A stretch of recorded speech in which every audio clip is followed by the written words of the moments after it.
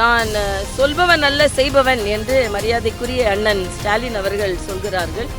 ஆனால் சொன்ன சொல் எல்லாமே காப்பாற்றப்பட்டதா என்றால் இல்லை.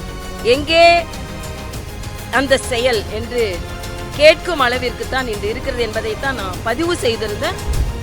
அனைத்து முக்கிய கட்சிகளும் ஈரோடு இடைத்தேர்தலை புறக்கணிக்கிறது. இது தேர்தலை புறக்கணிப்பு என்று சொல்வதை விட திமுக புறக்கணிப்பு என்று தான் நான் சொல்வேன். பாஜக ஒன்னு சொன்னாலே ஒன்னு B team, C team, Z team வரைக்கும் போயிடுறீங்க. ஆக திராவிட முன்னேற்ற கழகத்துக்கு யாராவது ஆதரவா பேசினா அவங்க கூட்டணி பலம். ஆனா பாஜகவுக்கு யாராவது ஆதரவு பேசினா ஒன்னு பி டீம், சி டீம், இ டீம், ஒரு டீம், அவ்வளவுதான். யார் அந்த சார் என்ற கேள்வி இன்று கூட பூதாகரமாக இருந்து கொண்டிருக்கிறது. இதற்கு பதில் சொல்லிதான் ஆக வேண்டும்.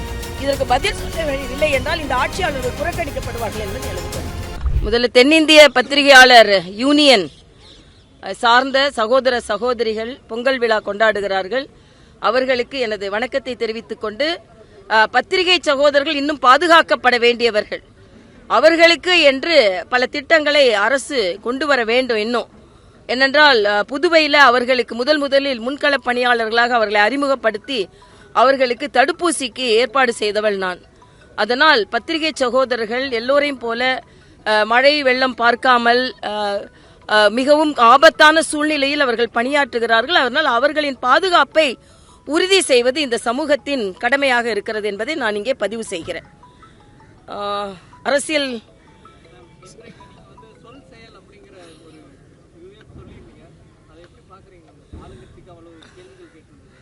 ஆமா, இப்போ நான் சொல்பவன் அல்ல செய்பவன் என்று மரியாதைக்குரிய அண்ணன் ஸ்டாலின் அவர்கள் சொல்கிறார்கள். ஆனால் சொன்ன சொல் எல்லாமே காப்பாற்றப்பட்டதா என்றால் இல்லை. எங்கே அந்த செயல் என்று கேட்கும் அளவிற்கு தான் இன்று இருக்கிறது என்பதைத்தான் நான் பதிவு செய்திருந்தேன். உதாரணத்திற்கு பொங்கல் பரிசு அனைத்து குடும்பங்களும் எதிர்பார்த்து கொண்டிருந்தார்கள். ஆக அது சொல்லாக இருந்தது, செயலாக மாறவில்லை. அதே போல ஒவ்வொரு மாதமும் மீட்டர் கட்டணம் கணக்கெடுக்கப்படும் என்று சொன்னது சொல்லாகவே இருக்கிறது, செயலாக மாறவில்லை. வேங்கை வயல் தீர்ப்பு சொல்லாகவே இருக்கிறது, செயலாக மாறவில்லை. நீட்டை ஒழிப்போம் என்று சொன்னது சொல்லாகவே இருக்கிறது, செயலாக மாறவில்லை. ஆக இப்படி எல்லாமே சொல்லாக இருக்கிறதே, பின்பு எப்படி செயல் வீரர் என்று நீங்கள் உங்களை சொல்லிக் கொள்கிறீர்கள் என்று நான் கேள்வி கேட்டிருந்தேன். இது தமிழக மக்களின் கேள்வியாகவும் இருக்கிறது. அதே போல பாரதிய ஜனதா கட்சி இந்த ஈரோடு இடைத்தேர்தலை புறக்கணிக்கிறது. அனைத்து முக்கிய கட்சிகளும் ஈரோடு இடைத்தேர்தலை புறக்கணிக்கிறது. இது தேர்தலை புறக்கணிப்பு என்று சொல்வதை விட திமுக புறக்கணிப்பு என்று தான் நான் சொல்வேன்.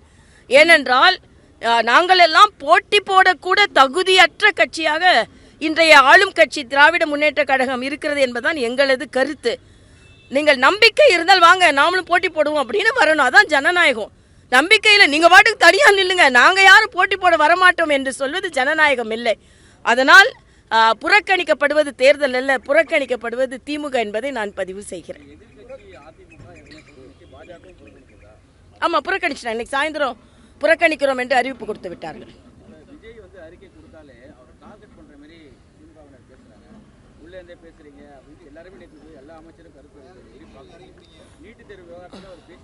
இல்ல, நீட்ல தம்பி விஜய் அவர்கள் சொன்னது சரிதானே. நீங்க பொய் தானே சொன்னீங்க. இன்னைக்கு எல்லாரும் சேர்ந்து முதலமைச்சர் சொல்கிறார் மாநில அரசால இது செய்ய முடியாது என்று, துணை முதலமைச்சர் உதயநிதி சொல்கிறார் மாநில அரசால் இது செய்ய முடியாது என்று. நான் கேட்கிறேன், செய்ய முடியாதுன்னு இன்னைக்கு தெரியாது, முதல்ல தெரியும். அப்படி என்றால் முதலமைச்சர் முதல் கையெழுத்து நீட்டை நீக்குவோம் என்று ஏன் சொன்னார்கள்?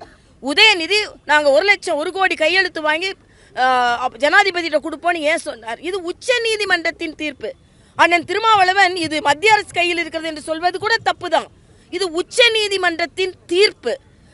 அக்கா நளினி சிதம்பரத்தில் கேட்டால் இன்னும் விவரமா தெரியும். அதனால செய்ய முடியாததை செய்வோம் என்று பொய்யுரை உரைத்து மக்களை நம்ப வைத்தது எவ்வளவு பெரிய அவநம்பிக்கை, நம்பிக்கை துரோகம் என்பதை நாம் எடுத்து சொல்லியே ஆக வேண்டும் என்பது எனது கருத்து.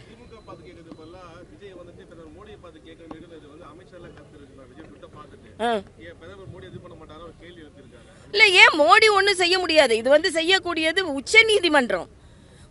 எல்லா மாநிலங்களும் இதை ஒத்துக்கொள்ளும் பொழுது தமிழகத்தில் மட்டும் ஏன் ஒத்துக்கொள்ள மறுக்கிறீர்கள் என்பதுதான். ஏன் நீங்க பொய் சொன்னீர்கள் என்பதுதான்.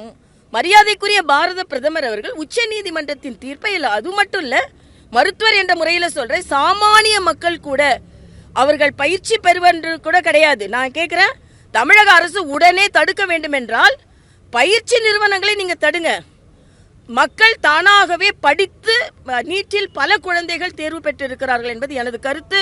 அவர்களை என்னால் அறிமுகம் கூட செய்ய முடியும். அதனால சாமானியர்களுக்கான ஒரு திட்டத்தை வேண்டாம் என்று சொல்வது திமுகவின் பழக்கமாக இருக்கிறது என்பது எனது கருத்து.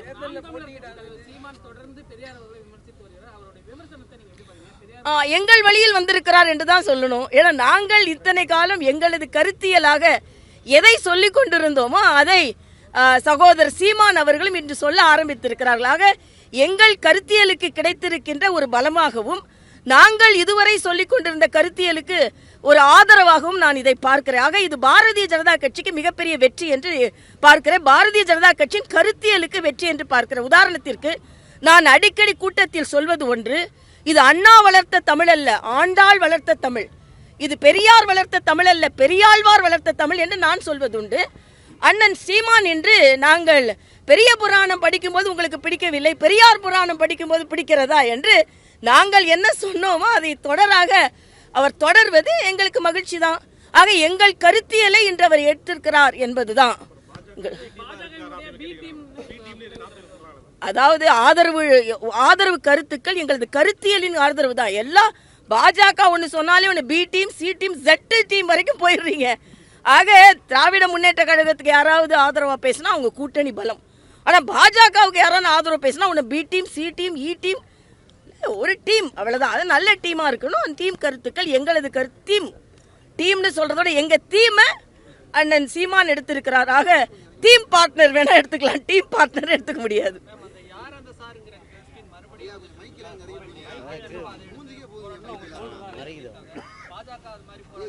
இல்ல நாங்க ஏற்கனவே யார் அந்த சார் போராட்டம் தான் நடத்தி கொண்டோம்.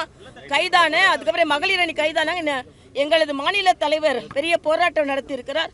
ஆக யார் அந்த சார் என்ற கேள்வி இன்று கூட பூதாகரமாக இருந்து கொண்டிருக்கிறது. இதற்கு பதில் சொல்லிதான் ஆக வேண்டும். இதற்கு பதில் சொல்லவில்லை என்றால் இந்த ஆட்சியாளர்கள் புறக்கணிக்கப்படுவார்கள் என்பது எனது கருத்து.